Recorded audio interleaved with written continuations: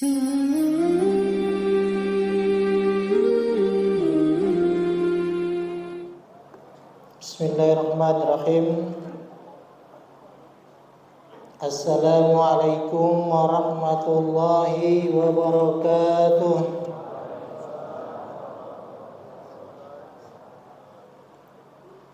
Alhamdulillahi rabbil alamin. Wassalatu wassalamu ala asrafil anbiya'i wal mursalin wa ala alihi wa sahbihi ajma'in. Qala Allah ta'ala fi kitabil karim, ya ayyuhallazina amanu kutiba alaikumus shiyam kama kutiba alal ladzina min qablikum la'allakum tattaqun. Para jamaah sekalian yang dimuliakan Allah Subhanahu wa taala, marilah senantiasa, terkhusus pada kesempatan malam yang berbahagia ini, kita memanjatkan puji dan syukur kita kepada Allah Subhanahu wa taala. Tadi kita sudah menyelesaikan puasa Ramadan yang pertama. Besok kita akan melaksanakan puasa Ramadan yang kedua. Dan tanpa terasa tinggal 28 hari lagi kita akan menyelesaikan puasa ini. Ya, tidak terasa masih 28 hari lagi. Mudah-mudahan dengan waktu yang singkat itu kita bisa memanfaatkan dengan sebaik-baiknya. Salawat dan salam senantiasa tercurah kepada junjungan kita Nabi besar Muhammadin sallallahu alaihi wasallam yang telah membawa kita dari zaman kegelapan hingga zaman terang benderang sampai kita bisa menikmati Ramadan seperti ini. Ya. Sebagaimana biasa kemarin 2 tahun kita tidak bisa bertatap muka, walaupun ada kesempatan, namun kesempatan itu banyak kita sia-siakan dan kita ada dalam hati kita ini rasa takut. Mudah-mudahan pada kesempatan tahun ini kita bisa menikmati apa yang menjadi kewajiban kita kepada Allah dan kita bisa menikmati ibadah Ramadan di tahun yang mulia ini. Para jamaah sekalian, sebenarnya dalam pelaksanaan ibadah puasa ini saya teringat dengan suatu kisah yang diceritakan oleh Iskandar Zulkarnain. Mungkin beberapa kali sudah diceritakan oleh para ustaz-ustaz, para dai, terutama di masjid kita. Iskandar Zulkarnain ini bukannya nabi. Dia bukan siapa-siapa, tapi dia hamba Allah yang dicintai oleh Allah Subhanahu wa taala. Iskandar Zulkarnain ini dia dikaitkan dengan Ya'juj wal Ma'juj, ya. Dan hari kiamat nanti Iskandar Zulkarnain akan menampakkan itu. Dan Iskandar Zulkarnain ini adalah seorang raja. Seorang raja yang punya pasukan. Dan pada waktu masih mudanya Iskandar Zulkarnain ini selalu gundah gulana dia. Melihat kehidupan di dunia ini selalu ada perang. Selalu ada perang dia. Tak selesai-selesai perangnya, setiap saat ada perang. Terutama dari timur dengan barat. Ini antara Persia dengan Romawi. Maka keinginan Iskandar Zulkarnain ini, kepinginnya dia suatu saat itu menggabungkan, tidak ada perang lagi antara timur dan barat ini. Ya. Kita lihat sekarang banyak perang antara timur dan barat. Tapi keinginan Iskandar Zulkarnain itu akan menginginkan suatu saat ini akan digabungkan, tidak ada lagi perang antara timur dan barat itu, semuanya dalam kedamaian. Ini sekelumit tentang Iskandar Zulkarnain. Tapi ada suatu kisah yang sangat menarik berkenaan dengan ibadah Ramadan kita. Suatu saat Iskandar Zulkarnain ini beserta pasukannya hendak berangkat menaklukkan suatu daerah. Jadi Iskandar ini punya pasukan akan pergi menaklukkan suatu daerah. Pada pagi harinya sebelum berangkat, Iskandar Zulkarnain ini berpesan kepada pasukannya, dikumpulkan. Ya. Kalau sekarang ini ada tenteranya, ada polisinya, dikumpulkannya. Kita ini akan berperang. Kita akan menuju satu daerah yang daerah itu mungkin mempersiapkan, kita perlu persiapan yang begitu matang.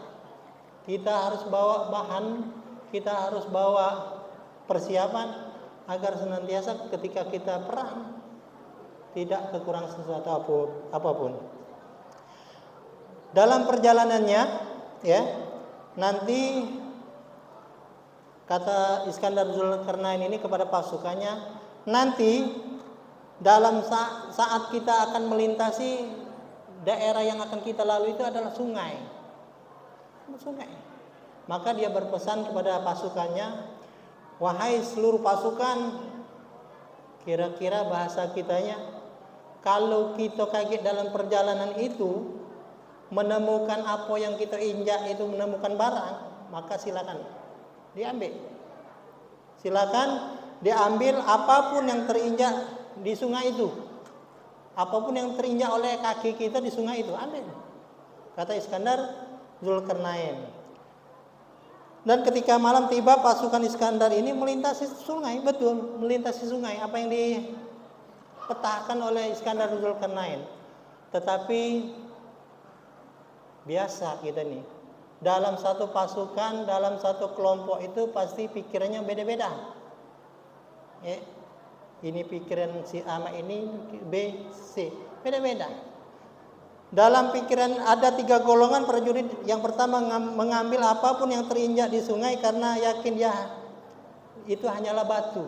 Jadi perintah Iskandar Zulkarnain ini kepada pasukannya, ambil. Dan yang pertama ini, kami ulangi, yang pertama dia tidak mengambil apa-apa, tidak mengambil sesuatu apapun dari apa yang diinjaknya. Tidak yakin ini. Sebab apa? Yang kita injak ini pasti cuma sebuah batu. Sebuah batu. Maka yang golongan pertama tidak mengambil apapun. Kemudian yang kedua, dia mengambil ala kadarnya. Dia mengambil ala kadarnya apa yang diinjaknya dalam sungai itu. Sekedar melaksanakan perintah raja. Daripada kaki aku ditanya oleh raja, katanya kan, aku ini memang benar. Ada yang mengambil, tapi ala kadarnya. Kemudian yang ketiga, mengambil sebanyak-banyaknya yang terinjak di kakinya sehingga tasnya penuh dan kepahian dan meneruskan perjalanan karena penuh dengan bawaannya. Apa yang ditemukan, apa yang terinjak olehnya dimasuk dalam tas. Dimasukkannya dalam tas seluruh apa yang dilaluinya. Setelah melanjutkan perjalanannya, tibalah suatu tempat dan paginya ditanya oleh Iskandar Zulkarnain, pasukan Galuh-Galuhnya tadi. Apa yang ditanyakan oleh Zulkarnain? Apa yang kalian dapatkan semalam? Karena perintah sebelumnya kalau kita tidak mengikuti perintah komandan, kita akan kecewa. Karena perintah itu jelas. Apa yang dilakukan, apa yang ditanyakan oleh Iskandar Zulkarnain, apa yang kalian dapatkan semalam? Katanya, ketika para prajurit memeriksa tasnya, ternyata isi tas yang ada di dalam bawaannya itu intan berlian. Jadi seluruh yang pertama yang kira-kira tidak bawa apa, tidak ngambil apa-apa tadi, kecewa dia. Kecewa berat. Yang ala kadarnya ada senangnya, tapi ada kecewanya. Bahasa kita ini ngapo dak galau-galaunya gitu ambilnya. Kalau tahu main ini ngapo. Kemudian yang ketiga, yang seluruh yang ditemuinya dibawanya, penuh tasnya dengan intan berlian tadi. Bapak dan Ibu para jamaah sekalian, apa yang terkandung dalam sebuah cerita ini? Begitulah kita melewati Ramadan. Kita melewati Ramadan yang kita lakukan. Karena melewati Ramadan tanpa mengambilkan berkah sedikit pun, hasilnya kosong. Kita puasa baik, kita tidak melaksanakan suatu kewajiban, kita tidak melaksanakan suatu perintah Allah, cuma sekedar gugur kewajiban puasa, ya hasilnya kosong. Tidak ada keberkahan. Yang kedua, melewati Ramadan itu dengan keberkahan dan ala kadarnya. Ala kadarnya. Sudah, orang puasa kita puasa. Orang tarawih kita tarawih. Ini ada dalam kehidupan kita. Dan yang ketiga, melewati Ramadan itu bersungguh-sungguh dengan mengambil keberkahannya, yaitu dengan penuh hati. Apa yang ada di dalam keistimewaan di Ramadan itu diambil semua. Tidak memilih-milih itu, ya. Apa yang dianjurkan, memberikan takjil diberikan, memberikan sedekah dalam pembangunan untuk kemaslahatan masjid diberikan, kemudian untuk menyantuni orang dikasihkannya. Hal-hal yang baik. Dia tidak mau rugi Ramadan itu lewat begitu saja. Itulah gambaran dalam kehidupan kita ini ada 3 hal tadi. Ada yang sekedar menggugurkan kewajiban, ada yang ala kadarnya, ada yang memang bersungguh-sungguh. Karena dalam puasa ini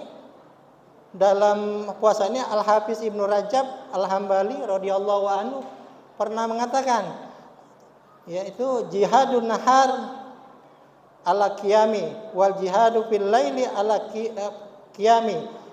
Kami ulangi, jihadul nahar ala siyami wa jihadul laili bil laili ala qiyami. Bahwasanya jihadnya kita di siang hari itu adalah puasa. Jihadnya kita di siang hari itu adalah puasa. Banyak hal-hal yang membatalkan puasa, apa yang diperintahkan dalam puasa, istimewa ke puasa, ya. Kita ingat, ya. Orang diam pun bisa membatalkan puasa. Orang duduk pun bisa membatalkan puasa. Orang berlari pun dalam anekdot, dalam cerita itu, dia diam-diam makan, batal puasanya. Dia berlari, berlari jangan sampai ketahuan wong, batal. Makan minum, batal puasanya. Ya, apalagi duduk, santai duduk di tempat warteg, di rumah padang, dia makan, batal puasanya. Ya, begitulah.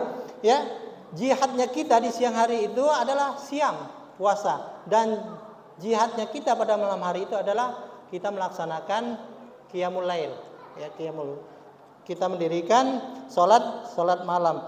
Barang siapa yang bisa mendirikan kedua-duanya antara jihadun nahar dengan jihadul lail, ini akan perlu perhisaban, akan perlu perhitungan. Tapi rata-rata kita banyak yang tidak sanggup untuk melaksanakan kedua-duanya. Dia sanggup melaksanakan puasa mungkin pada qiyamul lail lewat. Ada yang kurang, ya. Oleh karena itu mari kita jadikan momen Ramadan ini sebagai hal yang terbaik. Jangan sampai kita termasuk dalam golongan yang pertama tadi, yang tidak mau melaksanakan tapi cuma sekedar melaksanakan saja, tidak menikmati, tidak tanpa mengambil keberkahan sedikit pun, ya. Kemudian jangan sampai kita ala kadarnya, yang nilainya akan tentu saja tidak sebanyak apa yang dikatakan oleh cerita ini tadi, yang bersungguh-sungguh. Mudah-mudahan kita diberikan kekuatan dan diberikan kesehatan selalu dan bisa menyelesaikan puasa Ramadan tahun 1443 Hijriah ini dengan sebaik-baiknya. Lebih dan kurang kami mohon maaf, dan kepada Allah kami mohon ampun. Wabillahi taufiq wal hidayah. Assalamualaikum warahmatullahi wabarakatuh.